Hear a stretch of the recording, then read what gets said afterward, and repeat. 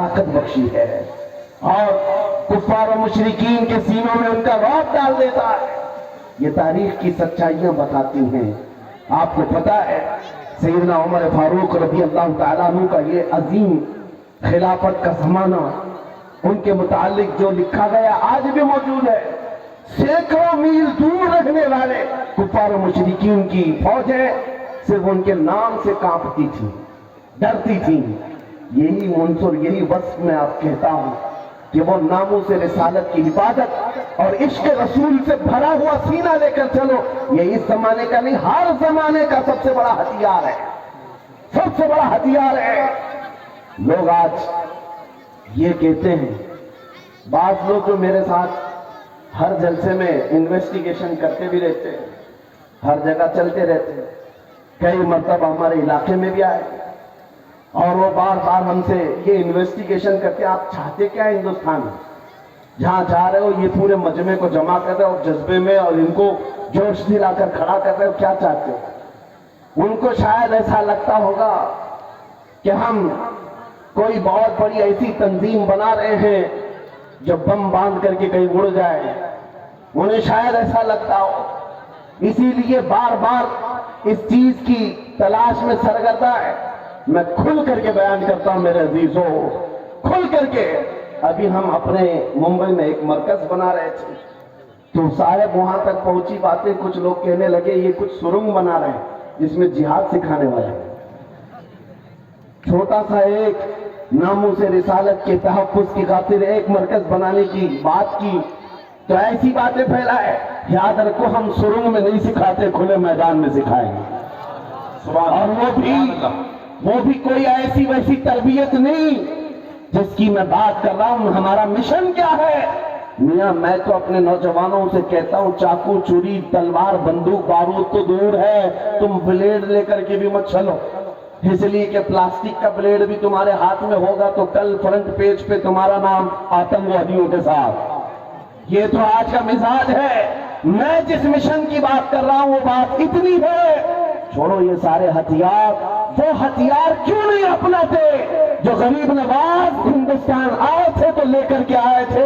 وہ سب سے بڑا ہتھیار عشق مصطفیٰ کی دولت، حضور پاک صلی اللہ تعالیٰ علیہ وسلم کی محبت کاملہ. میں جانتا ہوں جب اپنا نوجوان اس دولت سے بھرپور اور سرشار ہو جائے تو اس کا چلنا پھرنا دیکھ کر ہی کئی کیڑوں کو موت آ جائے، یوں ہی موت آ جائے. آپ کو کچھ کرنے کی ضرورت نہیں، تنہا آپ حضور پاک کے عشق میں چلتے پھرتے ایک شکل تو بن جاؤ. کم سے کم اس کی بنیاد تو رکھو کہ دنیا تمہیں پہچاننے کے لیے تمہارا نام نہ پوچھے. کبھی کنفیوژن اتنا بڑھ جاتا ہے کہ تمہارے نام سے نہیں پتا چلتا تم کون سے دین کے ہو، تو دنیا پھر تمہارے باپ کا نام پوچھتی ہے. باپ کے نام پر بھی کنفیوژن آ جاتا ہے تو دادا کا نام پوچھتی ہے. پتہ نہیں چل رہا کون سے دھرم سے تعلق رکھتا ہے. اس کا نام راجا ہے، باپ کا نام ببلو ہے، دادا کا نام تینو مینو ہے. کہیں سے کچھ سمجھ میں نہیں آتا. میرے عزیزوں ایسی نوبت کیوں ہے؟ آپ کا نام، آپ کے باپ دادا کا نام پوچھ کر کے دنیا یقین کرے. میں کہتا ہوں حضور پاک کی محبت میں اپنے آپ کو اتنا سرشار کر لو، کسی گلی سے گزر جائے دنیا دیکھ کر کے کہے مدینے کی گلی کا غلام نظر آتا ہے، تاجدار مدینہ کا غلام نظر آتا ہے. اللہ اکبر یا رسول اللہ، زندہ باد زندہ باد. اور یہ ناموں سے رسالت کی حفاظت یہ اللہ رب العزت کی شان ہے. وہ خود اپنے حبیب کی عزت کی حفاظت کرتا ہے.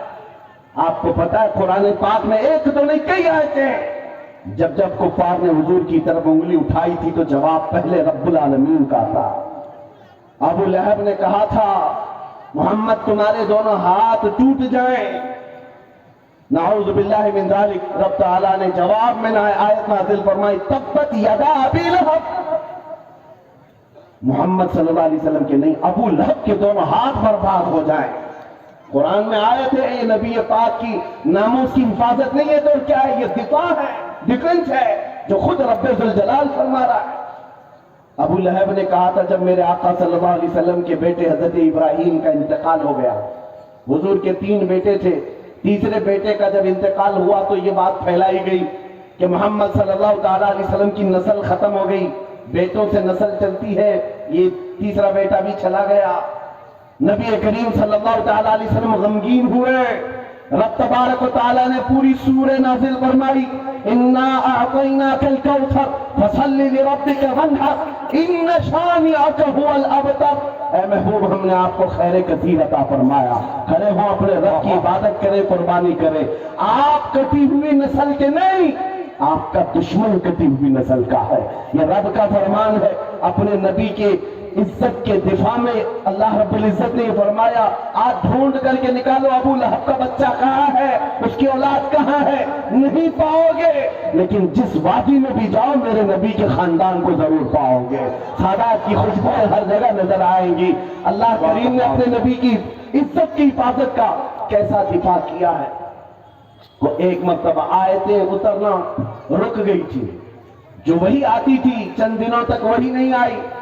مکہ کے کافروں نے یہ کہنا شروع کیا، وَدَّعَ رَبُّ مُحَمَّدٍ مُحَمَّدًا، محمد کے خدا نے محمد کو چھوڑ دیا ہے، یعنی اب آیتیں نہیں آتی ہیں، اس کا مذاق کرنے لگے۔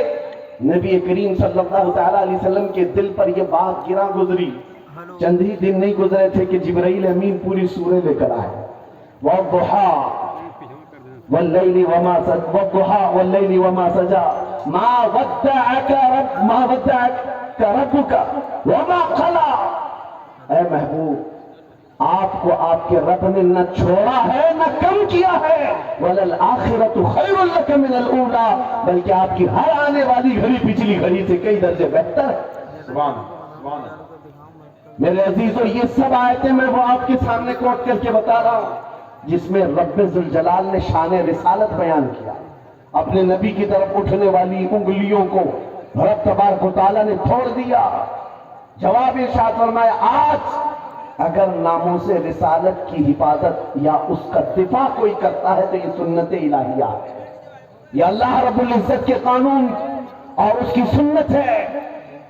آج اس سنت پر عمل کرتے ہوئے جو اکابرین امت آئے، ان کی مثالیں میں آپ کے سامنے رکھتا ہوں۔ لوگوں، ایک بات یاد رکھو، حالات جتنے بھی خراب ہو جائیں، اپنے نبی کی عزت کی حفاظت وہ جس سے چاہے لے لے، جس سے چاہے لے لے۔ یہ ضروری نہیں کہ زمانے کا بہت بڑا متقی پرہیزگار ہو، یہ ضروری نہیں ہے کہ بہت بڑا فقیہ اور عالم دین ہو۔ مولا کریم اپنے نبی کی عزت کی حفاظت پتھروں سے بھی چاہے لے سکتا ہے، کتوں سے بھی لے سکتا ہے۔ علامہ ابن حجر عسقلانی رحمۃ اللہ علیہ لکھتے ہیں کہ تتاریوں کا جو حملہ ہوا تھا بغداد میں، بغداد کو انہوں نے تباہ کر رکھا تھا، ایسا تباہ کیا تھا کہ پورے بغداد کی سڑکیں اور وہاں کی گلیاں مسلمانوں کے خون سے بھری ہوئی تھی۔ دریائے دجلہ کے پانی کو لال کر دیا تھا مسلمانوں کے خون سے، مسلمانوں کی کھوپڑیوں سے مینار بنا دیے تھے۔ اتنے قتل جس کا شمار نہیں ہوتا۔ ذخیرہ جو مسلمانوں کا تھا بڑی بڑی کتابوں میں اس کو جلا کر راکھ کر دیا تھا۔ ایک وقت ایسا آیا کہ تتاریوں کا جو حاکم تھا اس نے کچھ علماء کو قید کر کے گرفتار کر کے اپنے دربار میں منگوایا، جو مسلمان بچے کچے تھے۔ ان علماء کو بیڑیاں باندھ کر کے زمین پر اوندھا لٹایا گیا۔ آپ پوچھتے ہیں نا ان حالات میں ہمیں کیا کرنا چاہیے؟ سنیے میرے عزیزوں، حالات تو ایسے ہو گئے تھے بغداد میں کوئی ان کا پرسان حال نہیں۔ آج لوگ یہ بھی کہہ رہے ہیں کہ غزہ کے مسلمانوں کا کوئی پرسان حال نہیں، کیا ہوگا کیا ہوگا؟ توجہ، ان علماء کو قید کر کے بیڑیاں باندھ کر کے زنجیروں میں بادشاہ اپنے دربار میں اوندھا لٹایا ہے۔ اور اتنے ہی پر بس نہیں، ایک زر خرید عیسائی پادری دربار میں لایا گیا ہے، اس کو نذرانہ صرف اس بات کا دیا جا رہا ہے کہ وہ رسول اللہ کی شان میں گالیاں دے، حضور کی شان میں گالیاں دے، ان مسلمانوں کے دلوں کو جلائے۔ ہر زمانے میں دنیا یہ جانتی ہے مسلمان قتل سے اتنا ڈرتا نہیں ہے جتنا رسول پاک کی عزت پر کوئی انگلی اٹھاتا ہے تو اسے تکلیف ہوتی ہے، اور ہے یہ حقیقت ہے۔ ہمارے بہت سارے ظلم و ستم ہم برداشت کر لیتے ہیں، لیکن نبی پاک کی شان میں ادنا توہین برداشت نہیں ہوتی۔ اس ظالم نے ایک عیسائی پادری کو دربار میں بلایا اور کہا ان کے نبی کی شان میں گالیاں دیتے رہو، تم پر پیسے لٹائے جائیں گے۔ اور وہ گالیاں دینے لگا۔ کون ہے وہاں پر جو حفاظت کرے میرے نبی کے نام کی عزت؟ کون ہے؟ کون حفاظت کرے گا؟ جو علماء تھے وہ تو زنجیروں پہ قید ہیں۔ کون ہے؟ اللہ کریم جب چاہے جیسے چاہے حفاظت کرتا۔ دربار میں بادشاہ کا ایک کتا تھا جو سونے کی زنجیر سے کھوٹے پر بندھا رہتا تھا، ایک کھوٹے پر بندھا رہتا تھا۔ جیسے ہی وہ پادری گالیاں دینے لگا وہیں سے کتا بھونکنے لگا، زور زور سے بھونکنے لگا۔ درباریوں نے کہا کہ تیرا بیان شاید کتے کو اچھا نہیں لگ رہا اس لیے کتا بھونک رہا ہے۔ عیسائی پادری نے کہا وہ تو جانور ہے، میرا بیان کیا سمجھے گا؟ دوسری بار گالیاں دینے لگا، کتا پھر بھونکنے لگا۔ پھر لوگوں نے کہا تیرے بیان پر ہی کتا بھونک رہا ہے۔ اس عیسائی پادری نے کہا میرے بیان پر نہیں بھونک سکتا، اسے کیا خبر ہے؟ تیسری بار جب نبی پاک کی شان میں ہرزہ سرائی شروع کیا، اس کتے نے زنجیر توڑ دیا اور اچھل کر کے ایسے دربار میں آیا، اس عیسائی پادری کے سینے پر چڑھ کر اسے دم زدن میں چاک کر کے 2 ٹکڑوں میں بدل دیا۔ اس کتے کی ہیبت ایسی طاری تھی، پورے دربار میں سپاہی سے لے کر بادشاہ تک ہر آدمی کھڑا رہ گیا اور کتے کو دیکھنے کی بھی تاب نہیں تھی، ایسا لگتا تھا کوئی شیر ببر آیا ہوا ہے۔ اس کتے کی ہیبت سے لوگ ڈرے ہوئے تھے، اور تاریخ میں یہ لکھا ہے جنہوں نے ہماری کھوپڑیوں سے مینار بنایا تھا، جنہوں نے بغداد کو ہمارے خون سے نہلایا تھا، اسی تتاریوں کے دربار میں 1 2 نہیں 10,000 تتاریوں نے کلمہ پڑھ کر اسلام قبول کر لیا۔ سبحان اللہ، سبحان اللہ، سبحان اللہ، سبحان اللہ۔ جب رب تبارک و تعالی ناموں سے رسالت کی حفاظت فرماتا ہے تو وہ کتوں کے ذریعے سے بھی کام لیتا ہے۔ یہ بات یاد رکھو، اور دنیا کو بھی میں یہ بتاتا ہوں، ہمیں قید کر دینے سے یا ہمیں پھانسی دے دینے سے اسلام کا خاتمہ نہیں ہوگا۔ کچھ لوگ یہ سمجھتے ہوں گے، آپ کو پتہ ہے تاریخ میں جب مراد آباد میں کفایت علی کافی رحمت اللہ تعالیٰ علیہ کو پھانسی پر چڑھایا گیا تھا، انگریز 8 دن تک جشن منا رہے تھے۔ ایک ایسے مولوی کو ہم نے پھانسی پر چڑھایا ہے جس کی زبان چلتی تھی تو ہزاروں لوگوں سے سنتے تھے، اور پورے لوگوں میں اس کا ایک رعب تھا۔ ہم نے اس مولوی کو ختم کر دیا، مسلمانوں میں ایک خوف پیدا ہو جائے گا، ڈر پیدا ہو جائے گا۔ انگریز 8 دن جشن منائے ہوں گے لیکن انہیں خدائی قانون معلوم نہیں۔ مراد آباد میں پھانسی پر چڑھا رہے ایک عاشق رسول کو، اور پروردگار عالم اسی مراد آباد کے پڑوس شہر بریلی میں امام احمد رضا کو پیدا کر رہا ہے۔ وہ ایسا عاشق رسول پیدا کیا، جب وہ جوان ہوا تو صرف قلم سے نہیں، صرف زبان سے نہیں، بلکہ پوری تحریک چھیڑ دی۔ اور آج حالت یہ ہے، انگریز ایک عاشق رسول کو پھانسی پر چڑھا کر یہ سمجھتے تھے کہ عشق رسول کا خاتمہ ہو گیا۔ نہیں، ممکن نہیں ہے۔ بریلی کی زبان پہ چلی ہے تو ایسے چلی، خطہ خطہ آج بولتا ہے، ڈال دی قلب میں عظمت مصطفیٰ سیدی اعلیٰ حضرت لاکھوں سلام۔ عزیزان گرامی اوقات، آج ان حالات کو دیکھ کر جو سراسیمگی ہے نوجوانوں میں 2 چیزیں عرض کرتا ہوں۔ سرکار سیدی حضور حافظ ملت رحمت اللہ تعالی علیہ کا فرمان میرے والد گرامی سے میں نقل کر کے آپ کے سامنے رکھتا ہوں، جو وہ اپنے شاگردوں کے درمیان کہا کرتے تھے، 2 چیزیں اپنی زندگی میں لازم رکھو، کسی ظالم سے ڈرنا مت، کسی مظلوم پر اپنا جبر یا اپنی طاقت کا استعمال نہیں کرنا، کسی کمزور پر طاقت کا استعمال نہیں، اور کسی ظالم سے ڈرنا نہیں۔ یہ 2 چیزیں لے کر کے چلو، تمہارا کچھ نہیں ہوگا۔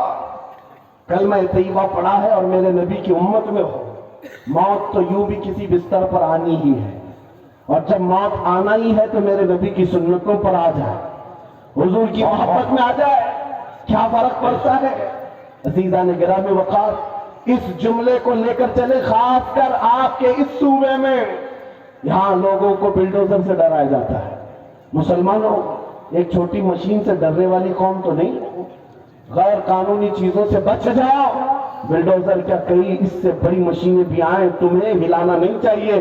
ہاں زیادہ سے زیادہ غیر قانونی یا پھر کسی طرح سے اپنے ہوس کے لیے مکانوں کو یا دیواروں کو گرایا جا سکتا ہے، لیکن مضبوط عشق رسول ہو، اس سے بڑی طاقتیں بھی تمہارے سینے سے عشق رسول نہیں چھین سکتی. واہ واہ واہ، نہیں چھین سکتی. بے شک بے شک. بس اس دولت کو بناؤ، اس دولت کو بناؤ جو چھینی نہیں جا سکتی، جس کو اعلیٰ حضرت امام اہل سنت فاضل بریلوی فرماتے ہیں اے عشق تیرے صدقے جلنے سے چھٹے سستے.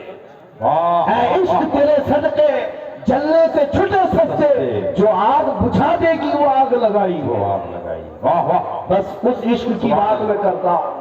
وہ اگر تمہارے پاس ہے تو یہ چھوٹی موٹی مشینیں کیا تمہارا بگاڑیں گی؟ گھر توڑ سکتے ہیں، یا تمہاری جائیدادیں لے سکتے ہیں، یا تمہیں جیلوں کی سلاخوں پر بند کر سکتے ہیں. اتنا اگر ہوتا ہے تو آپ کو یہ عادت ڈال لینی چاہیے. مظفر کو مقید نہ سمجھے سیاد، میری یہ اسیری بھی سنت آبائی. واہ واہ. اگر قید ہو بھی جائے تو اتنی بات یاد رکھو، ہماری اسیری بھی سنت آبائی. عزیزان گرامی اوقات، ناموس رسالت کی حفاظت پر جنہوں نے پہرا دیا ہے، ان کی چند مثالیں میں عرض کر رہا تھا. وہ صحابہ کرام رضوان اللہ تعالی علیہ مجمعین، جن کی ہیبت کا عالم یہ تھا کہ وہ تنہا جاتے لیکن دنیا کو خوف زدہ کرتے تھے. کس بات پر؟ ارے پیوند لگے کپڑے پہن کر جا رہے ہیں، پیروں میں چپل نہیں، ہاتھوں میں ایسی تلواریں جس سے سبزیاں نہیں کٹتی، لیکن اس کے باوجود ہزاروں کی فوج میں ان کا رعب تھا. سیدنا خالد بن ولید سیف اللہ المسلول 125 جنگیں اپنی زندگی میں لڑی، ایک جنگ میں بھی شکست نہیں حاصل کیا، شکست نہیں ہوئی. ان کی ایک تلوار کا وزن 35 کلو کا تھا، وہ ڈھال 40 کلو کی. یہ لے کر لڑتے تھے اور جس میدان میں اترتے تھے صفوں کی صفیں درہم برہم. کون نہیں جانتا آج دنیا میں خالد بن ولید کا نام، جس کو اللہ کے رسول نے سیف اللہ المسلول کہا. لیکن جانتے ہو اتنی مہارت تامہ، جنگی میدان کا ایک ایسا بطل جلیل جو کبھی شکست کا منہ نہیں دیکھا، ایک بھری جنگ کے دوران امامہ گر گیا تھا. کفار سامنے ہیں اور تلواریں سوتے ہوئے ہیں، گردن پر تلوار آ سکتی ہے. خالد بن ولید تلواروں کی پرواہ نہیں کر رہے، اس امامہ کو اٹھانے جا رہے ہیں، اپنی پگڑی اٹھانے جا رہے ہیں. اور دونوں کافر وہاں جو آپ کی گردن کے پاس تھے وہ دیکھ کر حیرت میں رہ گئے. ایسا سپہ سالار جو ہر جنگ کو فتح کر لیتا ہے، آج اپنی گردن بچانے کی بجائے اپنی پگڑی بچانے چل پڑا. یہ تو جنگ کے ہنر نہیں ہوتے، ایک چھوٹا سپاہی بھی ایسی غلطی نہیں کرتا. خالد بن ولید بڑے اطمینان کے ساتھ اپنی پگڑی اٹھا لی اور اپنے سر پر رکھ لیا. اور ان کافروں نے پوچھا ہم تو تمہیں بہت بڑا ماہر سپہ سالار سمجھتے، لیکن تم نے آج ایسی غلطی کی ہے جو ایک چھوٹا سپاہی بھی نہیں کرتا. ہم اپنی تلواریں، ننگی تلواریں تمہاری گردن تک لا چکے تھے اور تم اس پگڑی کے پیچھے بھاگ رہے تھے، ابھی گردن الگ کر دیتے ہم. خالد بن ولید نے کہا پھر الگ کیا کیوں نہیں؟ پھر انتظار کیوں کر رہے تھے؟ الگ کیا کیوں نہیں؟ آپ نے فرمایا تم کیا سمجھتے ہو خالد بن ولید اپنے بازو کی طاقت سے یہ جیتتا ہے، اپنی قوت کے بل بوتے جنگوں میں فتح حاصل کرتا ہے؟ یہ بات نہیں. میری اس پگڑی کی اہمیت تم نہیں جانتے، اس میں میرے رسول اللہ کے 3 منہ مبارکہ ہیں. میرا یہ یقین ہے ان منہ مبارکہ کی برکت سے اللہ مجھے فتح عطا کرتا. سبحان اللہ سبحان اللہ سبحان اللہ سبحان اللہ اکبر. یا رسول اللہ زندہ باد. میرے عزیز ایک بات یاد رکھو، دنیا میں جس نے بھی ہیبت طاری کی ہے وہ عشق رسول کی دولت سے ہی طاری کیا ہے. بے شک. وہ خالد بن ولید رضی اللہ تعالیٰ، نبی کریم صلی اللہ تعالیٰ علیہ وسلم سے کمال درجے کی محبت، حضور کے اعضائے مبارکہ، بال مبارک سے اس قدر والہانہ عقیدت جس کی وجہ سے ان کا یقین تھا کہ مجھے جنگوں میں فتح ملتی ہے اور کفار کے دلوں میں ہیبت طاری ہوتی ہے. آپ کو پتہ ہے تاریخ میں آپ جھانک کر کے دیکھیں، ایک ایسا خلیفہ بھی گزرا ہے جس کا نام آج بھی لوگ لیتے ہیں، بلکہ یورپ کی سرزمین پر تو اب اس عظیم جرنیل کا دن منایا جانے لگا ہے، وہ صلاح الدین ایوبی. جب بیت المقدس کی بات آئی ہے تو ہر جگہ سے صلاح الدین کا بھی نام آ رہا ہے، نام جڑا ہوا ہے۔ اٹلی اور ڈنمارک میں اب لوگ صلاح الدین ڈے منا رہے ہیں۔ ہم نہیں، دشمنان اسلام بھی کہتے ہیں ایسا جرنیل ہم نے دیکھا نہیں تاریخ میں، اس لیے کہ 50-50 ہزار لوگ قید ہو کر آتے اگر جنگ میں، تب بھی سب کو آزاد کرتا تھا، معاف کرتا تھا، بڑا دل رکھتا تھا، بہت بڑا دل رکھتا تھا۔ اس صلاح الدین کی بات کر رہا ہوں جس کی طاقت کا لوہا پوری دنیا مانتی رہی۔ صلیبی طاقتوں نے لکھا ہے، ایک میدان ایسا بھی ہم نے دیکھا، مسلمان تاریخ نگاروں کی بات نہیں کر رہا ہوں، انگریز تاریخ نگار لکھتا ہے ایک میدان ایسا بھی آیا جب 4 لاکھ صلیبی تھے لیکن مقابلے میں صلاح الدین کے پاس صرف 12,000 کی فوج تھی، پھر بھی ڈٹا لے گیا، اور ڈٹا ہی نہیں رہا بلکہ 4 لاکھ کو تتر بتر کر کے رکھ دیا۔ واہ واہ، وہ طاقت کا لوہا دنیا مانتی تھی۔ اس صلاح الدین کی بات میں کر رہا ہوں۔ یہ دولت کہاں کی تھی صلاح الدین کے پاس؟ جو خالد بن ولید کو ملی، جو عمر بن خطاب کو ملی رضی اللہ عنہما، وہی صلاح الدین ایوبی کے پاس بھی تھی۔ برنس نام کا ایک ایسا عیسائی سپہ سالار تھا جس نے ملک شام میں کچھ مسلمانوں کو گرفتار کیا جو حج پہ جا رہے تھے، عورتوں کو ذلیل کیا، ان کو کوڑے مارے، ان کا مال لوٹ لیا۔ سنو، جب وہ مسلمان وہاں پر کسی کے آسرے پر نہیں تھے، کسی کے سہارے پر نہیں تھے، وہ برنس انہیں کوڑے مارتا تھا اور کہتا تھا، کیا کہتا تھا؟ بلاؤ اپنے محمد کو، کہاں ہے تمہارا محمد؟ نعوذ باللہ، حضور کا نام لے کر کے تانا دیتا تھا، تم بات بات پر محمد عربی کی بات کرتے ہو، بلاؤ محمد کو، آج میں تم کو قید کیا ہوں، آج میں مار رہا ہوں، کوئی تم کو بچا نہیں رہا ہے۔ ایسے جب حالات آ جائیں تو میرے عزیزو یہ مت سمجھنا کہ اللہ کے رسول کی مدد نہیں آتی، آتی ہے، امتحانوں سے گزارا جاتا ہے۔ یہ وقت گزر گیا اور ان گرفتار مسلمانوں میں سے کوئی ایک آ کر صلاح الدین کے پاس یہ بات عرض کیا۔ برنس نام کا ایک ایسا جرنیل ہے عیسائیوں کا جس نے مسلمانوں کی ایک جماعت کو گرفتار کیا اور کوڑے مارتا تھا، مال لوٹتا تھا اور کہتا تھا بلاؤ محمد کو، کہاں ہے؟ یہ اس زمانے کی بات ہے جب صلاح الدین بہت بیمار تھے، بستر پر لگ چکے تھے، بیمار تھے۔ صلاح الدین کو جیسی ہی یہ بات پتہ چلی، گرج کر کہنے لگے میں اپنی پوری طاقت و قوت جمع کروں گا اور اس کے بعد اس برنس کے پیچھا کروں گا۔ 2-2.5 سال گزر گئے، 2.5 سال گزر گئے، بیمار بھی تھے اور اسی بیماری میں اپنے لشکر بھیجتے رہے۔ وہ وقت آ ہی گیا، بکرے کی اماں کب تک خیر منائے گی، ایک دن بکرے ہی تو آئے گی۔ اس برنس کو صلاح الدین کی فوج نے گرفتار کیا اور وہ گرفتار ہو کر جب قیدی بن کر صلاح الدین کے پاس لایا گیا، صلاح الدین ایوبی کی آنکھیں شعلے برسا رہی تھی، اپنی ہاتھ میں تلوار لے کر کے آئے اور پوچھا کیا کہتا ہے بتا برنس۔ برنس کہا میں تمہارے بارے میں جانتا ہوں، تم ہزاروں قیدیوں کو یوں ہی آزاد کرتے ہو، جب تمہارے پاس قیدی آتے ہیں ان کو تم فدیہ لے کر یا چھوٹی سی بات پر آزاد کرتے ہو۔ آج بھی میں وہی امید رکھتا ہوں صلاح الدین مجھے آزاد کرے گا۔ صلاح الدین ایوبی نے کہا ہرگز نہیں، تیرا خیال باطل ہے، تیرا گمان غلط ہے، صلاح الدین آزاد تو ضرور کرتا ہے لیکن اس کو نہیں جو نام مصطفیٰ پر انگلی اٹھاتا ہے، جو میرے نبی کو للکارتا ہے۔ آج سے 2.5 سال پہلے تو نے مسلمانوں کو گرفتار کر کے کہا تھا بلاؤ محمد کو، کہاں ہے؟ یہ دیکھ محمد عربی نے تلوار دے کر مجھے بھیجا ہے تیری گردن لینے کے لیے۔ واہ واہ، کون ہے تو تجھے بچائے گا؟ یا رسول اللہ۔ واہ، میرے عزیزوں، صلاح الدین ایوبی نے تاریخ میں کی سچائیوں میں یہ واقعہ ایسا رقم کیا کہ آج ہم کو یہ سمجھ کر کے چلنا چاہیے ہمارے ہر مسئلے میں سمجھوتا کیا جا سکتا ہے، حضور کی عزت کے معاملے میں کوئی سمجھوتا نہیں کیا جا سکتا۔ جو جان مانگو تو جان دے دے، جو مال مانگو تو مال دے دے، مگر یہ ہم سے کبھی نہ ہوگا نبی کا جاہو جلال دے دے، ہائے ہائے، کیا بات! یہ نہیں ہوگا۔ اور دنیا آج یہی سمجھتی ہے۔ ان کے لیے میں ایک بات کہوں گا، صلاح الدین ایوبی نے جس برنس کو اس روئے زمین سے نکال کر کے زمین کو پاک کیا تھا، وہ حالات آئیں گے میرے عزیزوں، پھر اللہ کریم کسی محافظ بیت المقدس کو بھیجے گا.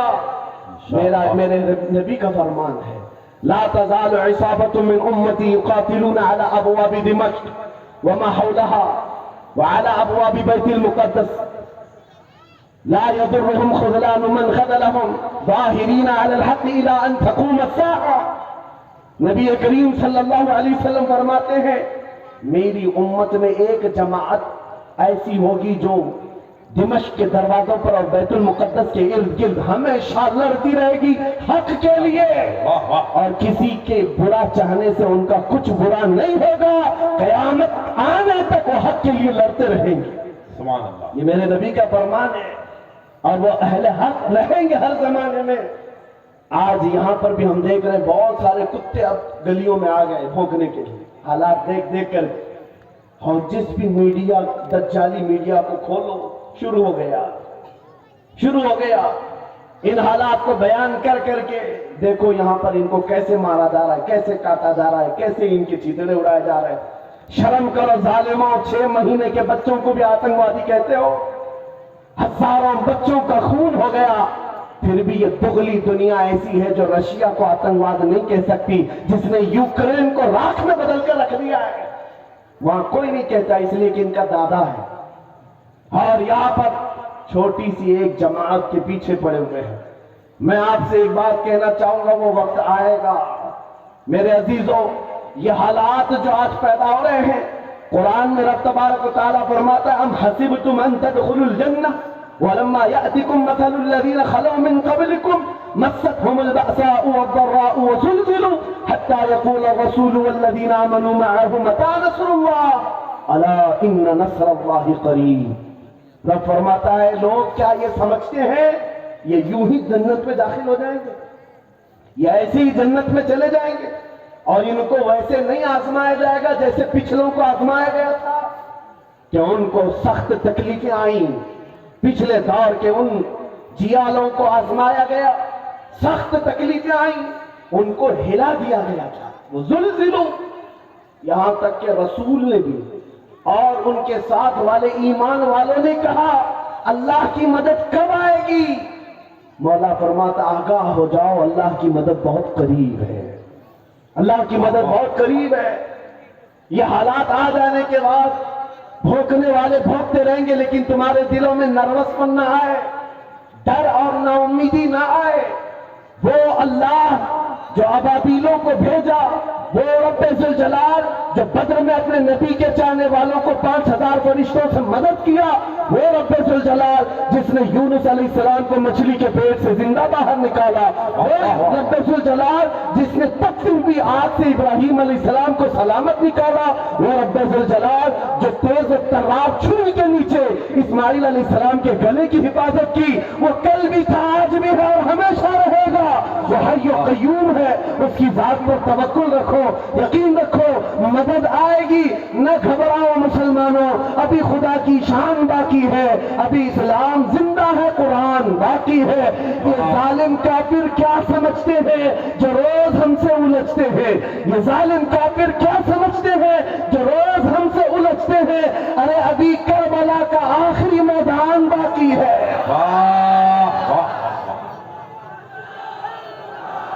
سبحان اللہ, سبحان اللہ, یا رسول اللہ, ماشاء اللہ, یا رسول اللہ, یا علی, واہ. میرے عزیزوں, ناموں سے رسالت کی حفاظت کرنا ہو تو ڈر اور خوف سینے سے نکال دو. موت تو کسی جگہ آنی ہے. عشق اگر جرم ہو تو پھانسی کی سزا دی جائے. عاشق رسول کہتا ہے عشق اگر جرم ہے تو پھانسی کی سزا دی جائے, بڑے محبوب پہ لیکن یہ سزا دی جائے. کیا بات, کیا بات. ہماری تمنائیں یہی ہیں, حضور سے محبت کرنا اگر جرم ہے تو یہ جرم بار بار کریں گے. حضور پاک صلی اللہ علیہ وسلم کی سنتوں پر چلنا. آپ سے میں ایک سوال کرتا ہوں, ناموس رسالت کی حفاظت کیسے کریں گے؟ یہ زبان سے, ان نعروں سے, ان مجموعوں سے. آپ سے میں پوچھتا ہوں اگر دنیا تمہیں رسول اللہ کا غلام کہہ کر پکارے تو تمہیں کوئی اعتراض ہے؟ آپ کو برا لگے گا؟ بلکہ میں تو سمجھتا ہوں اگر ہمارا انٹروڈکشن اس بات سے ہو جائے یہ تو زندگی کی معراج ہے. واہ واہ واہ واہ. سگے طیبہ سب کہہ کے پکارے بے دم یہی رکھیو میری پہچان مدینے والے. سبحان اللہ. بے دم وارثی تو کہتے ہیں اے اللہ کے نبی دنیا مجھے طیبہ کا کتا کہہ کر پکارے بس میری اتنی پہچان بنا دو, میری اتنی پہچان بنا دو. آج اس مجدد اعظم کا ذکر جو ہر مجمع میں ہوتا ہے, جس کو اللہ نے 55 سے زیادہ علوم و فنون پر مہارت تامہ دی تھی, وہ بریلی کا امام جس نے 1000 سے زیادہ کتابیں لکھی, فتاوی رضویہ اور کنز الایمان جیسے ایسے ذخیرے دیے ہیں سنیت کو, جس کے علم کا کوہ ہمالیہ اتنا اونچا کہ دیکھتے ہوئے لوگوں کی ٹوپیاں گر جائیں. لیکن اس بریلی کے امام نے جب اپنا انٹروڈکشن کرایا تھا, اپنا تعارف کرایا تھا, تو یہ نہیں کہا تھا میں نقی علی خان کا بیٹا ہوں, میں رضا علی خان کا پوتا ہوں, میں بریلی کا بڑا زمیندار ہوں, میں بڑا عالم و فقیہ ہوں, میں بہت بڑا مفکر اسلام ہوں. نہیں, اپنا تعارف کرایا تو یوں کرایا اس گلی کا گدا ہوں میں جس میں مانگتے تاجدار پھرتے ہیں. سبحان اللہ سبحان اللہ سبحان اللہ سبحان اللہ سبحان اللہ سبحان اللہ. یا رسول اللہ. واہ بھائی, زندہ باد زندہ باد. آپ سے میں یہی بات تو پوچھ رہا ہوں, اتنی بڑی عبقری شخصیتیں نبی پاک کی غلامی پر فخر کرتی ہیں. اے نوجوانوں, کیا تمہیں کوئی آپتی ہے, کوئی اعتراض ہے اگر دنیا تمہیں نبی کا غلام کہے؟ نہیں اعتراض ہے. تو پورے کے پورے غلام بنتے کیوں نہیں؟ کیوں نہیں بنتے؟ تمہیں داڑیاں رکھنے میں شرم آتی ہے اور پھر کہتے ہو غلام کہے تو برا نہیں لگتا. تمہیں ٹوپیوں سے شرم آتی ہے, بار بار ان داڑیوں کو نکال کر پھینکتے ہو سیکولر بننے کی چکر میں, کامن آدمی بننے کے چکر میں, کہ دنیا کبھی ہم کو ملا مولوی نہ کہے اور آتنکوادی نہ کہے. یاد رکھو میرے عزیزو, چند دنوں پہلے ایک آٹو ڈرائیور ہمارے پاس آئے, انہوں نے پوچھا تھا حضرت اس زمانے میں بھی داڑھی رکھنا واجب ہے؟ اس زمانے میں بھی حالات بہت خراب ہو چکے ہیں, کچھ مصلحت کے ساتھ کچھ نہیں کیا جا سکتا. میں نے کہا اس زمانے میں یہ واجب اور بڑھ گیا ہے, یہ واجب بڑھ گیا ہے, اس لیے کہ جسے تلوار نہیں چبھتی اسے داڑھی چبھتی ہے آج. لیکن ہم چبانے کے لیے نہیں رکھتے. میں نے ان سے کہا صاحب آپ کو تکلیف کس بات کی ہے؟ اس دنیا میں جی رہے ہو جہاں لوگوں کو چوٹی رکھنے میں شرم نہیں آتی, تمہیں داڑھی رکھنے میں کیوں شرم آئے؟ لوگوں کو بالیاں پہننے میں, چوڑیاں پہننے میں شرم نہیں آتی مردوں کو, اور تمہیں نبی پاک کی سنتوں پر کیوں شرم آئے؟ کیوں غلامی پر اعتراض ہے تمہیں؟ جب نہیں ہے تو کھل کر میدان میں آؤ اور دنیا کو بتاؤ میرے نبی سے میرا رشتہ کل بھی تھا اور آج بھی ہے, اپنا سب کچھ گنبد خضرا کل بھی تھا اور کھل کر کے غلامی کرو, کھل کر کے غلامی کرو, چھپا چھپا کر یہ نہیں. آپ سے پوچھتا ہوں تمہارا دین سچا ہے یا نہیں؟ یقین کے ساتھ کہہ رہے ہو تمہارا خدا سچا ہے, تمہارا نبی سچا ہے, اللہ کی کتاب قرآن سچی ہے؟ جب تمہارا یقین ہے خدا بھی سچا, رسول بھی سچا, دین بھی سچا, کتاب بھی سچی, جس کا سب سچا, اسے اس طرح ڈر کر جینا زیب نہیں دیتا. سر اٹھا کر جیو اور دنیا کو بتاؤ میرا تعلق کسی مجرم قوم سے نہیں, میرا تعلق اس حبیب کائنات سے ہے جس کا چلنا پھرنا دیکھ کر چاند و سورج بھی رشک کیا کرے, جو محبوب خدا ہے. میرے عزیزوں, بات صرف اتنی ہے, ہم نے اپنے ہاتھوں خود اپنی تباہی کی. شاعر نے بہت پہلے کہا تھا دیوار کیا گری میرے خستہ مکان کی, لوگوں نے آنے جانے کا رستہ بنا لیا, لوگوں نے آنے جانے کا رستہ بنا لیا. گلی میں دیکھو کوئی گھر گر جائے تو لوگ ادھر سے ادھر جانے کے لیے وہی گھر استعمال کرتے, دیواریں گر جائیں تو وہ راستہ بن جاتی ہے. ہم نے اپنی اتحاد کو اور اپنے اخلاق کو اپنے ہاتھوں توڑ دیا. آج دنیا ہمارے ساتھ فٹ بال کھیل رہی ہے, ادھر سے ادھر, ادھر سے ادھر. جس دن تم مضبوط ہو جاتے تو اس اقبال کے شعر کو یاد کرو, بہت سچی بات کہی تھی شاعر مشرق نے, ان کے جو ہم غلام تھے خلق کے پیشوا رہے, ان کے جو ہم غلام تھے خلق کے پیشوا رہے, ان سے پھرے جہاں پھرا پھر آئی کمی وقار میں. ہماری عزتوں میں کمی آئی ہے تو اس ڈور کے ٹوٹنے سے یا کمزور ہونے سے جو ڈور ہماری مدینے تک چلی جاتی تھی. آؤ اے نوجوانوں, بے خوف ہو کر میرے مصطفیٰ کی سنتوں کو عام کرو.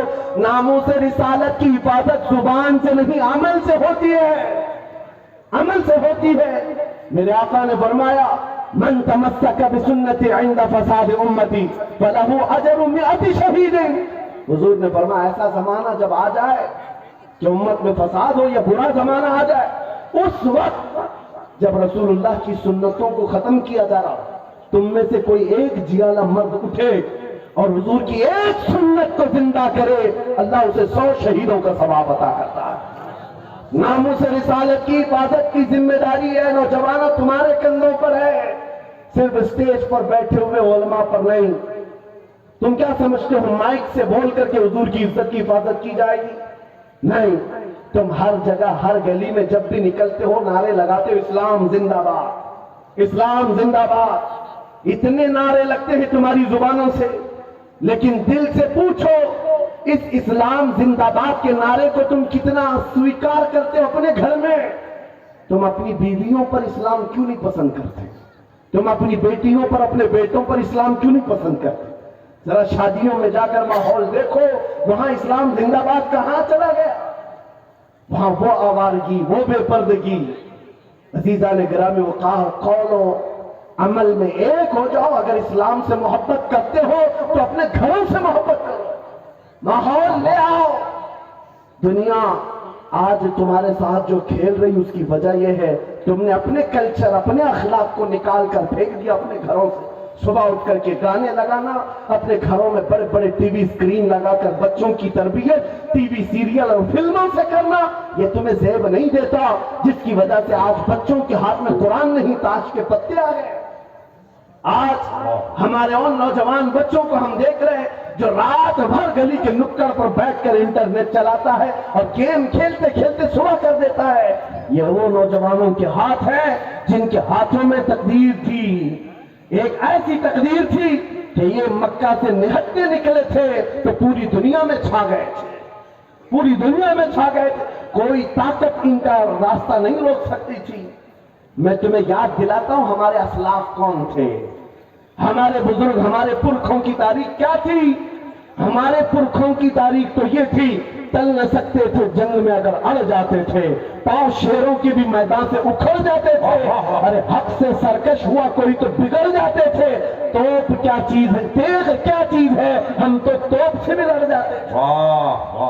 ہمارے اسلاف وہ تھے. دشت تو دشت ہے دریا بھی نہ چھوڑے ہم نے، بحر ظلمات میں دوڑا دیے گھوڑے ہم نے.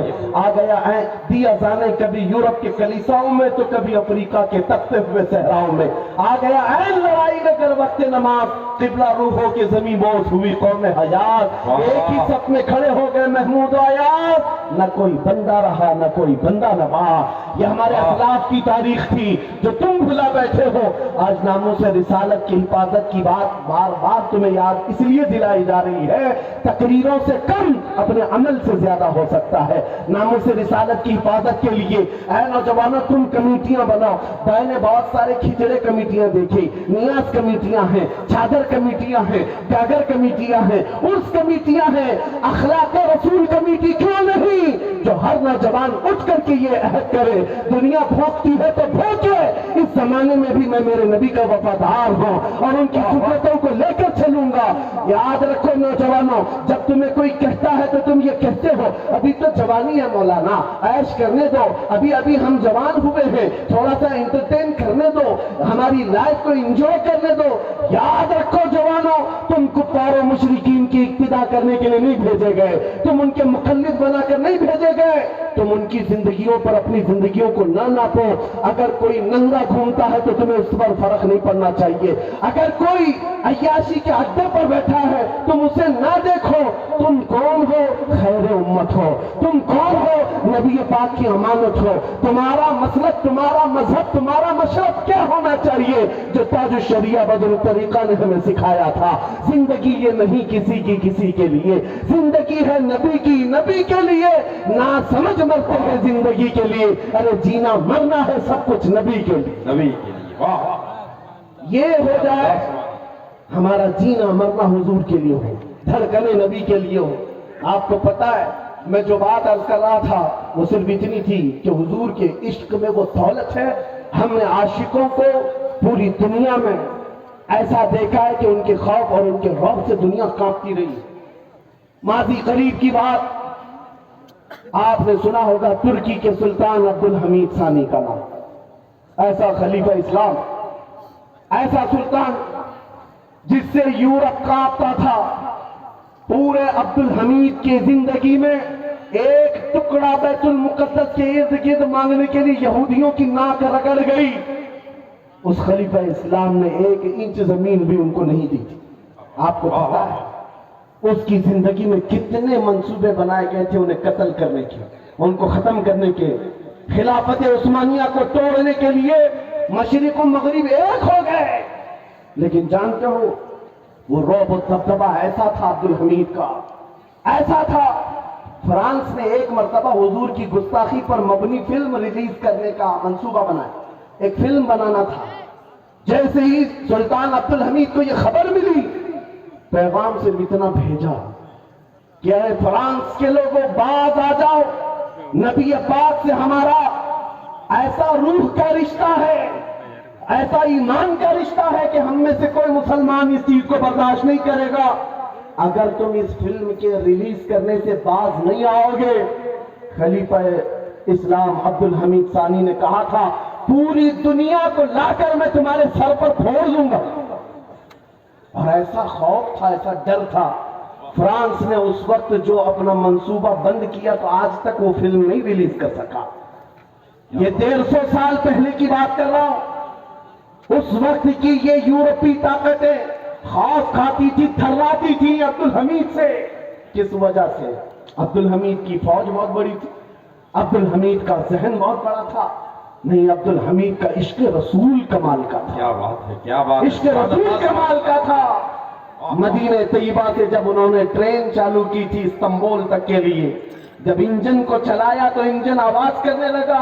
عبدالحمید نے کوڑا مارا، شہر رسول میں اتنی بلند آواز. عبدالحمید کو وہ بھی پسند نہیں تھا. وہ نبی پاک کے شہر کی حرمت اور عزت رکھنے والا. میں نے جتنی مثالیں دی ہیں یاد رکھو، عمر ابن خطاب کی، خالد ابن ولید کی، صلاح الدین ایوبی کی اور خلیفہ عبدالحمید کی. یہ وہ مثالیں میں تمہارے سامنے رکھ رہا ہوں جو سب کے پاس اگر کوئی دولت تھی تو عشق رسول کی دولت، جس سے انہوں نے پوری دنیا کو زیر کر دیا تھا اور سب کے سامنے اپنی طاقت کا لوہا منوا لیا تھا. اس عبدالحمید کے بارے میں جانتے ہو جس نے عشق رسول میں ایسا بھرا ہوا سینہ اپنے پاس رکھا تھا. اس کے زمانے کا ایک غریب آدمی ہے، تاریخ میں بتایا گیا ہے مفلس تھا. قاضی نے اس کو جیل سنا دیا تھا اس لیے کہ کئی لوگوں سے وہ قرضہ لیا تھا اور قرضہ نہیں دے پاتا تھا. قرض خواہوں نے قاضی کے پاس مقدمہ کیا، یہ غریب آدمی ہم سب سے قرضہ لیتا ہے، واپس نہیں کرتا ہے. قاضی نے 3 دن کا ٹائم دیا، قرضے واپس کر دے نہیں تو جیل میں ڈال دوں گا.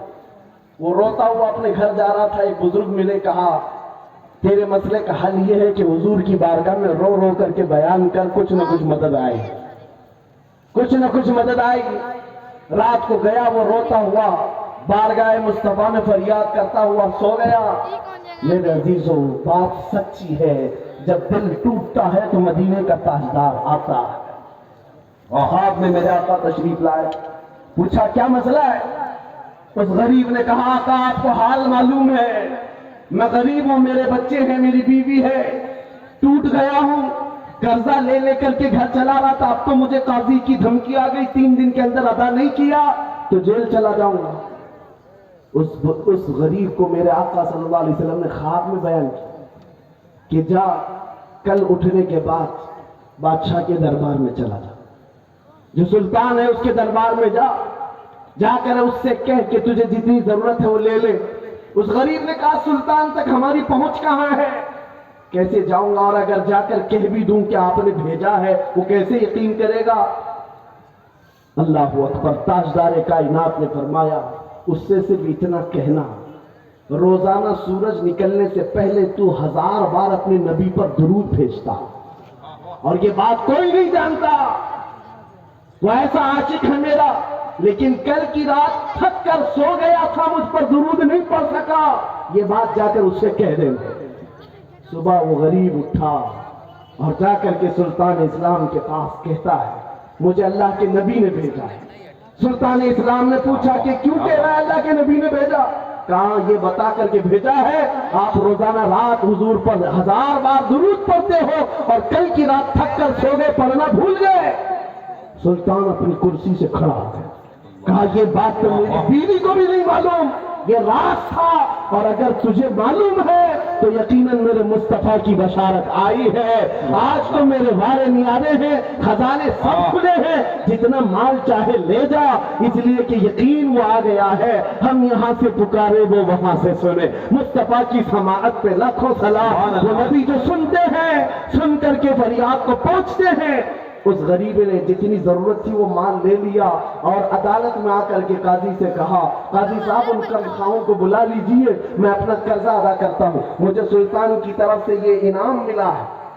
قاضی نے کیا کہا تو بیٹھ جا, تیرا قرضہ میں اپنی جیب سے ادا کرتا ہوں, میں ادا کرتا ہوں. اس غریب نے کہا کل تو آپ دھمکی دے رہے تھے اور آج اپنی جیب سے ادا کرنے کی بات کر رہے ہیں. قاضی نے کہا کل میں تجھے نہیں پہچانتا تھا, فیصلہ سنا کر گھر گیا تو خواب میں رسول اللہ کو دیکھا. میرے آقا نے تیری طرف دکھا کر کے مجھے کہا اے قاضی دنیا تیرے پاس بہت ہے, اس غریب کی مدد کر, کل قیامت کے دن اللہ جنت میں تجھے محل عطا کرے گا. لہذا تو اپنی جیب سے نہیں, میں اپنی جیب سے ادا کروں گا. جتنے قرض خواہ بیٹھے تھے انہوں نے یہ ماجرا دیکھا, کھڑے ہو گئے. کہا قاضی صاحب نہ آپ ادا کریں گے نہ وہ ادا کرے گا, اور بھی قرضہ چاہے تو ہم اور دیں گے, اس لیے کہ اس کی حیثیت حضور کی بارگاہ میں اتنی ہمیں معلوم نہیں تھا. وہ قرض جتنے قرض دار جو تھا اس دربار سے اٹھتا ہے, نہ اسے 1 روپیہ دینا پڑا, نہ کسی کو منانا پڑا, بلکہ پلس اس کو سلطان کی طرف سے خزانہ بھی ملا. وہاں دربار سے نکلا اور جھومتا ہوا کہنے لگا اتنا دیا سرکار نے مجھ کو جتنی میری اوقات نہیں, یہ تو ان کا کرم ہے, ورنہ مجھ میں تو ایسی بات نہیں. میرے کریم سے گر قطرہ کسی نے مانگا, دریا بہا دیے ہیں, دربے بہا دیے ہیں. اس واقعے کو میں نے صرف اس لیے آپ کے سامنے بیان کیا. وہ سلطان کون تھا جس کا 1000 بار کا درود روزانہ کا معمول تھا؟ وہ خلیفہ عبدالحمید ثانی تھا, جس کا رعب و دبدبہ ایسا تھا کہ آج کے دور کے 50 ملکوں پر وہ تنہا حکومت کرتا تھا. آج 50 کنٹریوں میں بٹ گیا یورپ, ان میں تنہا حکومت تھی عبدالحمید کی. میرے عزیزو آپ کیا سمجھتے ہیں, طاقت و قوت اسی عشق مصطفیٰ کا نام ہے, اس محبت مصطفیٰ کا نام ہے. آج بڑے بڑے لیڈر بیٹھے ہوئے ہیں, ارے تیل کی جائیدادیں اتنی ہیں, یہ سعودی, یہ امارات, یہ بحرین, یہ قطر, یہ وہ امیر عرب کے دیش ہیں جو تیل پی پی کر کے مر جائیں گے, ایک لقمہ فلسطینیوں کو کھلا نہ پائیں گے, اور نہ ہی ان سے کوئی دنیا خوف زدہ ہے. دنیا ان سے ڈرتی بھی نہیں. کیوں؟ ایسے پٹھو ہیں کہ ان کی زبانوں میں ہماری زبان رکھی گئی ہے. دنیا جانتی, یورپ کو, امریکہ کو معلوم ہے, لیکن ان بڑے بڑے طاقتور دیشوں سے نہیں ڈرنے والا یورپ. ہم نے ابھی 4-5 سال پہلے دیکھا ہے ویل چیئر پر بیٹھ کر کے خطاب کرنے والے ایک خادم حسین سے یورپ تھراتا تھا, ڈرتا تھا, اور بار بار یہ کہتا تھا کہ ان کی تقریروں کو بند کرو.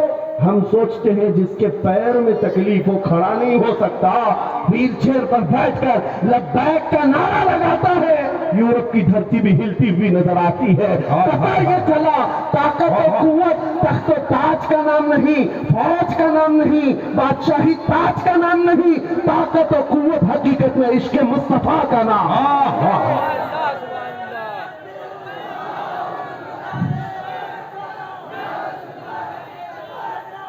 لبیک یا رسول اللہ, لبیک. میں اپنی گفتگو کو ختم کرنے پر آیا ہوں. ساری دنیا کے ان ناموں سے رسالت کے محافظین جو جیا لیتے ہیں ان کی بارگاہ میں نے خراج عقیدت پیش کیا, جنہوں نے میرے نبی کے نام کی عزت کی حفاظت کی ہے. وہ خواہ سیدنا عمر ابن خطاب ہوں, سیدنا خالد ابن ولید ہوں, سیدنا صلاح الدین ایوبی ہوں, یا سلطان عبدالحمید ثانی ہوں, یہ وہ ان جرنیلوں کی بات میں کر رہا ہوں जिन की ताकत का लोहा पूरी दुनिया मानती थी, लेकिन उन सब के पास एक ही ताकत थी, वो इश्क रसूल की थी। आपको मैं अब उस जियाले मर्द कलंदर के दरबार में ले जाता हूँ जिसकी ताकत का लोहा आज भी दुनिया मानती है और हर इलाके में जिसका रौब छाया हुआ है। वो कौन है? वो बरेली का ताजदार है, वो इमाम अहले सुन्नत है। इसलिए कि दुनिया आज उनके नाम लेवाओं से डर रही है। ये बरेलवी है तो डर लग रहा है, इसलिए नहीं कि आतंकवादी है, इसलिए नहीं कि दहशतगर्द है, इसलिए कि इश्क रसूल में जब निकलता है तो काया पलट देता है, ज़ेर को ज़बर कर देता है, ज़बर को ज़ेर कर सकता है। उस आशिक रसूल के पैरोकारों से आज दुनिया लरज़ रही है, जिसने नबी करीम सल्लल्लाहु अलैहि वसल्लम की मोहब्बत को अपना जीना मरना बना लिया था, अपना ओढ़ना बिछोना बना लिया था। आपको पता है आज हमारे मजमों में आला हजरत के नारे लगते हैं तो इसलिए नहीं कि परहेज कबीले का बहुत बड़ा पठान था या बहुत बड़ा जमींदार था, इसलिए मसलक के आला हजरत और इश्क मोहब्बत के नारे नहीं लगते, बल्कि नारे सिर्फ इसलिए लगते हैं उस इमाम अहले सुन्नत ने जिंदगी भर हमारे दिलों को जो इश्क रसूल पिलाया है, भरा है। जब जब मकाम इस तरह का आया कि कुत्ते हुजूर की शान में भौंक रहे थे, अपने जैसा कह रहे थे, पीठ पीछे का इल्म नहीं, पागलों बच्चों के इल्म के बराबर कहते रहे, तब बरेली का इमाम नामूस रिसालत की हिफाजत करते हुए बढ़ चढ़ करके कहा था, कुत्ते क्या कहते हैं इससे कोई परवाह नहीं, हम तो नबी की बारगाह में कहते हैं सरवर कहूं कि मालिको मौला है, बादल अलील का गुले ज़ैबा कहूं तुझे, अल्लाह रे तेरे जिस्म मुनव्वर की ताबिशे, ऐ जाने जामे जाने तजल्ला कहूं तुझे, तेरे तो वस्फ ऐब तनाही से है बरी, हैरा हूं मेरे शाह मैं क्या क्या कहूं तुझे, लेकिन न जाने खत्म सुखन इस पे कर दिया, खालिक का बंदा खल्क का आका कहूं तुझे। सुभान अल्लाह, सुभान अल्लाह, अल्लाहु अकबर, या रसूल अल्लाह सल्लल्लाहु अलैहि मेरे अजीजों, नामों से रिसालत की हिफाजत ये बरेलवियों के खून में दाखिल है। आज पूरे बर्रे सगीर के खित्तों में देखो, नबी पाक की शान में गुस्ताखियों के खिलाफ अगर कोई जमात मैदान में नजर आती है तो आशिकान इमाम अहमद रजा की जमात, वो किसी भी मुल्क में देख लेना, ये हमारे खून में हमारे शरीर में दाखिल है। अजीजा ने गिरामी वक़ार, इस दौलत को हाथ से जाने न देना। उस इमाम ने हमें बहुत समझाया था, ऐ नौजवानों, जिस दुनिया में तुम जी रहे हो यहाँ हालात ऐसे हैं, आंख से काजल साफ चुरा ले, यहाँ वो चोर बला के हैं, तेरी गठरी ताकी है और तूने नींद निकाली। याद रखना, सोना मत, बेदार रहो। जिन चोरों के बीच तुम जिंदगी गुजार रहे हो, यहाँ तो ये आंख से काजल चुरा लेंगे, तुम्हें पता ना चल सके। आंख से काजल कौन चुराता है? एक थानेदार साहब से हमने पूछा भी था कि आपके पुलिस स्टेशन में कभी ऐसा केस आया है किसी ने काजल चुराया हो? वो हंसने लगे, कहा ये क्या बात, हमारी उनसे चलती रहती है। मैंने कहा हमारे इमाम इश्क मोहब्बत ने कहा है, आंख से काजल साफ चुरा ले, यहाँ वो चोर बला के हैं ऐसे चोर। कौन चुराता है मेरे अजीजों? उस आशिक रसूल की जुबान सुनो। काजल का मतलब वो डब्बी वाला काजल नहीं, तुम्हारी आंखों में हकीकत में जो काजल है वो इश्क रसूल का है, हुजूर की मोहब्बत का काजल। ये चुरा लिया जाएगा तो फिर तुम कुछ नहीं रहोगे, जिंदा लाशें हैं। इसलिए अपनी धड़कनें ऐसी बना लो। आज के बाद मुबारकपुर वालों, आप आइडियल है पूरे हिंदुस्तान के लिए, आप नमूना है हिंदुस्तान के लिए। कल को कोई तुम्हारे किरदार पर उंगली उठाकर ये ना कहे, पूरी दुनिया को इल्म पिलाने वाला अशरफिया जहां है वहां के लोग बदकिरदार हैं या बदअखलाक हैं। चिराग के तले अंधेरा कैसा है? लिहाजा मैं आपसे कहता हूं तुम्हारी जिम्मेदारी दुगनी है, डबल हो जाती है। अखलाक रसूल की हिफाजत, नामों से रिसालत की हिफाजत मुबारकपुर वालों की दोहरी जिम्मेदारी है। आप आगे बढ़ो और आज से माहौल तब्दील करो।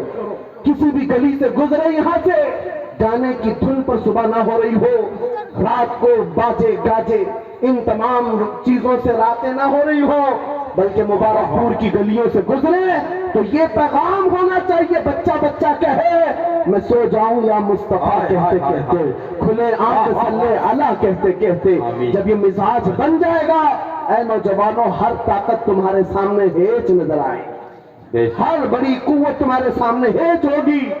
बस इस चीज को अपना मेयार बना लो। आज ले उनकी पनाह, آج مدد مانگ ان سے، کل نہ مانیں گے قیامت میں اگر مان گیا۔ اپنا مسلک اتنا بنا لو، انہیں جانا انہیں مانا، نہ رکھا غیر سے کام، للہ الحمد میں دنیا سے مسلمان گیا۔ مجھے پتا ہے ہم بد کردار ہو گئے، اخلاق میں ڈھیلے ہو گئے، گنہگار ہو گئے، لیکن آج بھی ہندوستان کی سرزمین کے کئی علاقے میں دورے کر کے آ گیا، 6 مہینے میں تقریباً 150 جلسوں سے خطاب کیا ہوگا۔ ہر جگہ نوجوانوں کو دیکھا، جذبات میں میرے نبی کو ویسے ہی پکار رہے ہیں۔ پتہ یہ چلا سارے مسلمانوں کا، یہ ہمارے سنیوں کا عشق رسول میں ڈی این اے ایک ہی ہے۔ کیا بات ہے، سبحان چاہے اللہ، مشرق کا ہو، مغرب کا ہو، شمال کا ہو، جنوب کا ہو، کیا بات ہے، کیا آپ جاؤ بنگال کی کھاڑیوں میں، گجرات کی زمین میں، تمل ناڈو کیرلا کی سرزمین پر، یا کشمیر میں، مبارک پور سے جو آواز آ رہی ہے لبیک یا رسول اللہ، ہر زبان پر ہے، آج ہر زبان پر ہے۔ یہ اس بات کی غمازی کرتا ہے، اس بات کی علامت ہے کہ عشق رسول ابھی مرا نہیں ہے، کیا بات، سینوں میں ہے، عمل سے کورے ہو گئے، عمل سے دور ہو گئے۔ حضور کے لیے آج بھی جان دینے کے جذبات رکھتے ہیں، ہے یا نہیں؟ آپ حضور کے نام پر اور ان کی عزت پر بات آئے تو اپنی گردنوں کا نذرانہ لے کر حاضر ہے۔ ماشاءاللہ، ہر بندہ چاہتا ہے میں اپنے نبی کے لیے جیتا ہوں اور ان کے لیے قربانی دیتا ہوں۔ ایک سوال کرتا ہوں، گفتگو سمیٹ رہا ہوں، حضور کے نام پر اپنی گردنیں قربان کرنے تیار ہیں؟ ہاتھ بھی اٹھاؤ، زبان سے بھی بولو۔ جان اور گردن بہت بڑی چیز ہے، نبی کے نام پر جب تم گردن دے سکتے ہو، ان کے نام پر کچھ گناہوں کو چھوڑ کیوں نہیں سکتے؟ کیا بات ہے، واہ واہ، کچھ برائیوں کو چھوڑ کیوں نہیں سکتے ان کے نام پر؟ گردن بہت بڑی چیز ہے، جان دے سکتے ہو، چند لت جو پڑی ہوئی ہیں، عادتیں جو پڑی ہیں، ان کو کیوں نہیں ٹھکراتے؟ آج سے عہد کرو، میرے کانوں میں گانے کی دھن نہیں بجے گی، سنوں گا تو عشق رسول کے نغمے سنوں گا۔ سبحان اللہ، آج یہ تمنا کر کے ہم جاتے میرے عزیزوں، ہمارا خلاصہ کلام یہی ہے کہ کبھی آپ نے جوانی گزر گئی، بہتوں کے بڑھاپے آ گئے، کیا یہ طرف آئی ہے اب تک کہ دنیا کی رنگینیاں بہت دیکھ لیا، حسینائیں بہت دیکھ لی، حسن بھی دیکھ لیا، رنگ بھی دیکھ لیا؟ ان آنکھوں کو کبھی آپ نے یہ تمنا کی کہ مولا ایک بار تیرے حبیب کے چہرے کا جلوہ بھی دیکھ لوں؟ میں سمجھتا ہوں جس دن تمہارے دلوں میں یہ تڑپ پیدا ہو جائے، تم خود ہی ناموس رسالت کے لیے کھڑے ہو جاؤ گے، حفاظت کے لیے۔ نہ تمہیں تقریروں کی ضرورت ہوگی، نہ نصیحت کی، تم خود ہی اپنا راستہ طے کر لو گے۔ جس کے دل کی دھڑکنیں بڑھ جائیں، مجھے میرے نبی کو دیکھنا ہے، تو وہ بندہ ہر گھڑی یہی کہتا رہتا ہے، میرے آقا آؤ کہ مدت ہوئی ہے تیری راہ میں اکھیاں بچھاتے بچھاتے، تیری چاہتوں میں، تیری حسرتوں میں بڑے دن ہو گئے گھر کو سجاتے سجاتے، میرے آقا آؤ کہ مدت ہوئی ہے۔ سنا ہے آپ ہر عاشق کے گھر تشریف لاتے ہیں، میرے گھر میں بھی ہو جائے چراغاں یا رسول اللہ، میرے گھر میں بھی ہو جائے چراغاں یا رسول اللہ۔ جس کے دل کی یہ طرف بڑھ جاتی ہے، پھر اس کا جینا بدل جاتا ہے، اس کی زندگی کے دستور بدل جاتے ہیں۔ دیوانہ دنیا اسے کہتی ہے، لیکن دیوانہ اپنے دیوانگی میں جن منزلوں کو طے کر رہا ہوتا ہے، وہ دنیا جانتی ہی نہیں۔ اس لیے طرف پیدا کرو، ہمیں اب جینا ہے تو کیسے جینا ہے بتاتا ہوں، اس امام اہل سنت کے اس پیغام کے ذریعے سے بتاتا ہوں کیسے جینا ہے۔ اب اپنی حوث پر نہیں جینا، اپنی مرضی سے نہیں جینا، اپنے خواہشات کی تکمیل کے لیے نہیں جینا، اپنے نفس کو پورا کرنے کے لیے نہیں جینا، مجھے جو چاہیے وہ چاہیے، یہ باتیں نہیں، بلکہ اب جینا ہے تو یوں جیو۔ تاجدار مدینہ کو حاضر و ناظر جانتے ہو تو اس نبی کی طرف توجہ کر کے یوں کہو جو بریلی کے عاشق نے ہمیں سکھایا ہے، یا رسول اللہ دہن میں زبان تمہارے لیے، بدن میں ہے جان تمہارے لیے، ہم آئے یہاں تمہارے لیے، اٹھے بھی وہاں بنے تو جہاں، اور زمین و زمان سب میرے نبی کے لیے ہے، تو زندگی بھی سب نبی کے لیے ہے۔ یہ جینا سیکھ لو، دھڑکنیں جب تمہاری تیز ہو جائیں عشق رسول میں، یہ وظیفہ پڑھتے جاؤ جو سرکار مفتی اعظم ہند نے ہمیں سکھایا ہے۔ کچھ ایسا کر دے میرے کردگار آنکھوں میں، ہمیشہ نقش رہے روئے یار آنکھوں میں، انہیں نہ دیکھا تو کس کام کی ہے یہ آنکھیں کہ دیکھنے کی ہے ساری بہار آنکھوں میں۔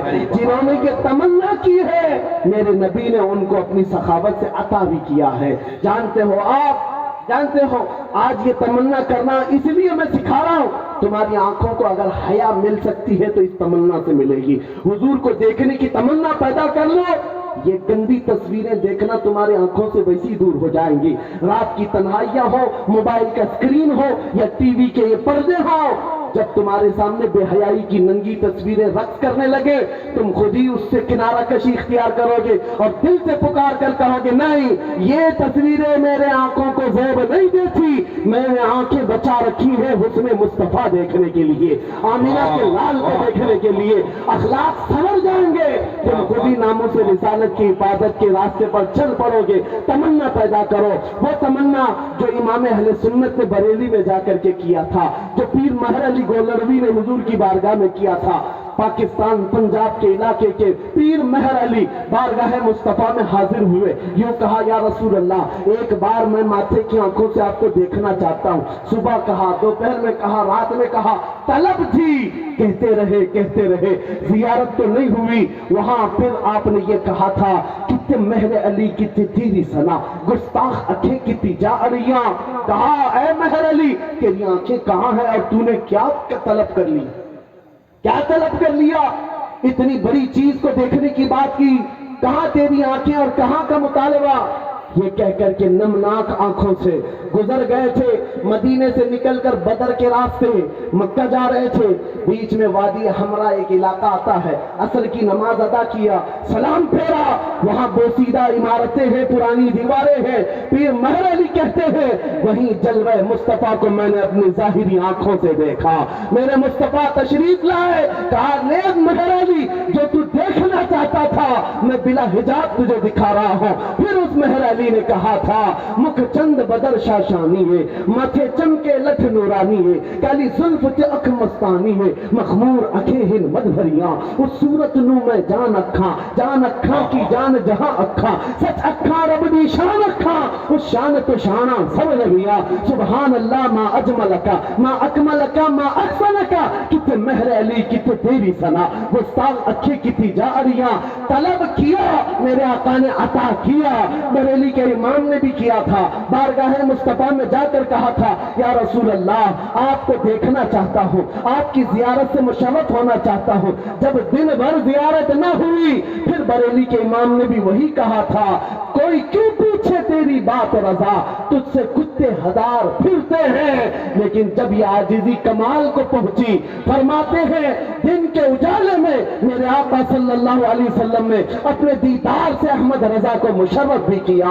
پھر بریلی کے امام نے کہا تھا، اس جلوے کو دیکھ کر کے کہا تھا سب سے اعلیٰ و اولا ہمارا نبی، سب سے بالا و بالا ہمارا نبی، بجھ گئی جس کے آگے سبھی مشالے، شمع وہ لے کر آیا ہمارا نبی، سارے اونچوں میں اونچا سمجھیے جسے، ہے اس اونچے سے اونچا ہمارا نبی، سارے اچھوں سے اچھا سمجھیے جسے، ہے اس اچھے سے اچھا ہمارا نبی، جس کے طلبوں کا دھون ہے آب حیا، ہے وہ جانے مسیحا ہمارا نبی، خلق سے اولیاء، اولیاء سے رسول اور رسولوں سے اعلیٰ ہمارا نبی۔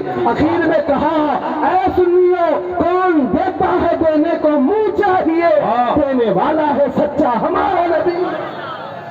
واہ واہ واہ سبحان اللہ۔ میرے عزیزوں میری گفتگو ختم ہو گئی یہاں پر، میں یہ میسج دے کر کے جانا چاہتا ہوں آج کے اس جلسے میں یہ طلب پیدا کر کے جاؤ، اب بچی ہوئی زندگی یہ ہماری سانسیں یہ ہماری دھڑکنیں نام مصطفیٰ پر وقت کرتے ہیں۔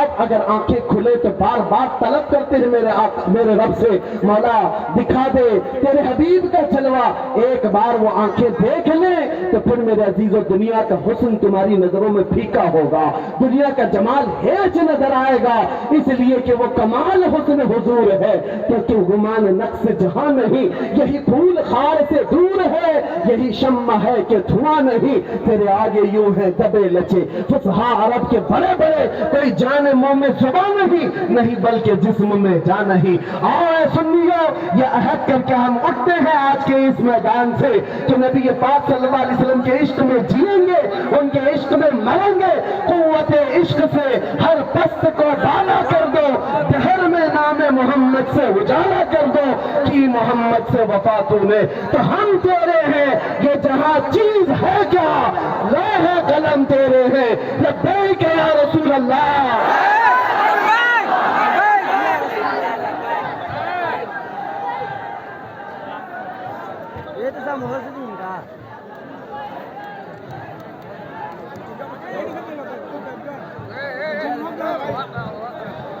مصطفیٰ جان رحمت لاکھوں سلام شمع عزم ہدایت شہریار حرم تاجدار حرم شہر